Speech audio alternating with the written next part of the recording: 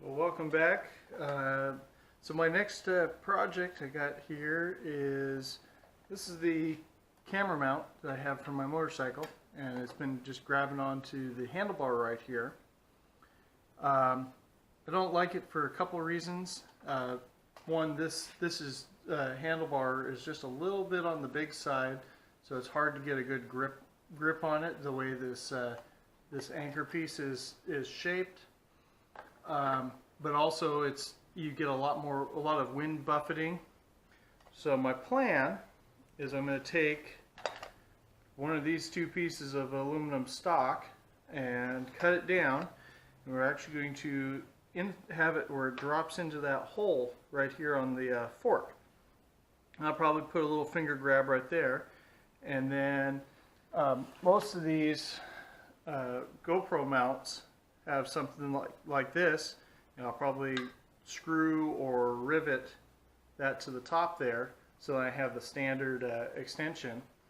And the ultimate goal would be put the camera where it's just past the top of the windscreen looking out, and keep this as short as possible. This is going to be one of the most stable points on the entire bike, not subject to, like even these have a fair bit of movement as the bike's vibrating around as it's riding. So anyway, that's what we're doing, and let's get a couple measurements real quick. Finished hole size ended up being about 5/8 of an inch. Here I am center drilling, and I'm going to run the live center, start reducing the diameter of my insert piece. I was taking about 30 thousandths per side. Aluminum's pretty soft, so it was no big deal, but just multiple passes to get it reduced down.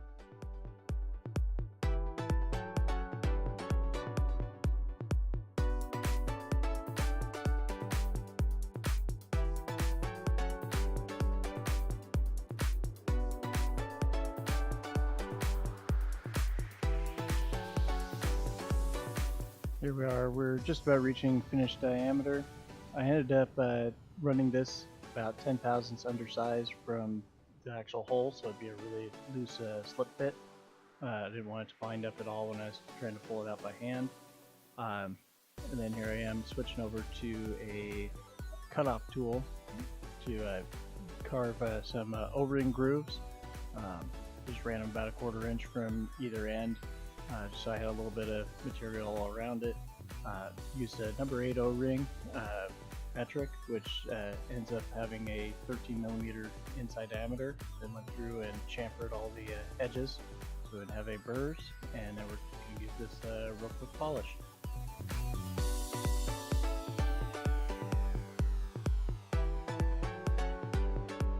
Here I am cleaning up the outside and giving a couple little groove details, something to grab onto when we're pulling it out, and we will proceed with getting this cut off. But I didn't realize at the time my cutoff tool was getting a little dull, so I'll have to fix that later on.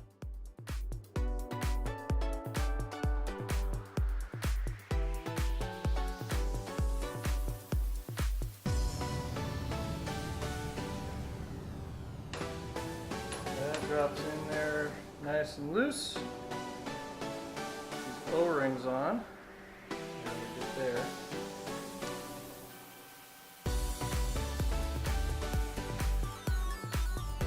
That's what we want, nice and solid. You can still pull it out. There you go. Now I just need to drill the center hole and make a hand thread 1/4-20 to lock it all in. We're on the right track for sure.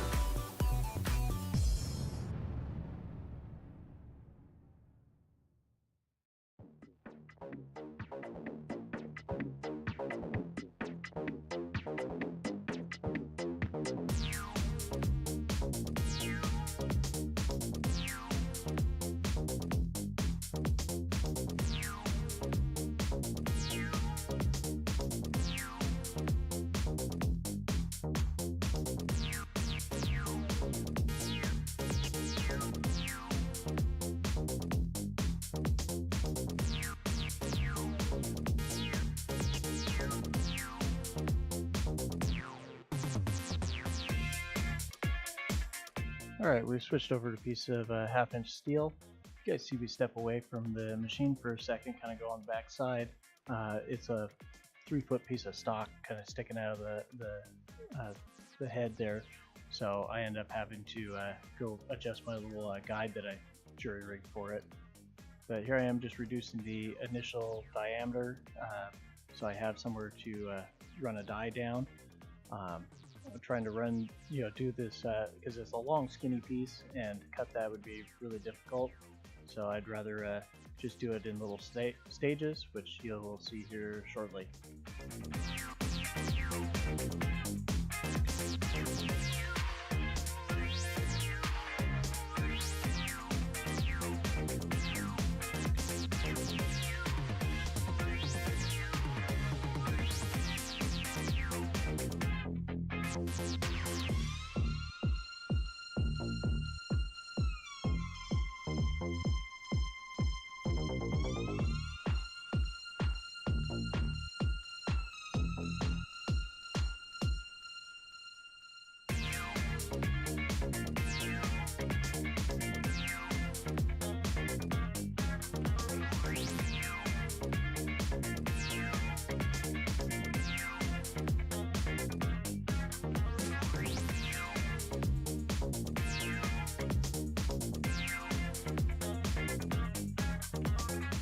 As I worked that piece down, I was only taking about 20 thousandths per side. Here we are doing a quick test fit, cleaning up the end of the threads there, gave it a nice little bevel, and we're switching over to the knurling tool so I can have my finger grip. I have a different knurling tool that I've used in the past. It requires a lot less head pressure than the side load one, but in back gears the side load one seems to be working pretty well. And it's definitely more convenient since I can just put it in my quick change without having to readjust everything. But yeah, we're going to go and chamfer the edges on either side of that knurled section, so that way it doesn't dig in and score anything.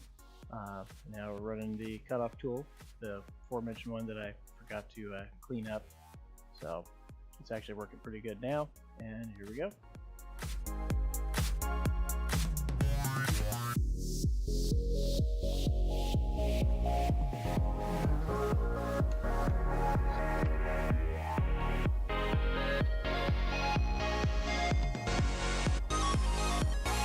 So we'll need to get it stuck down. There we are.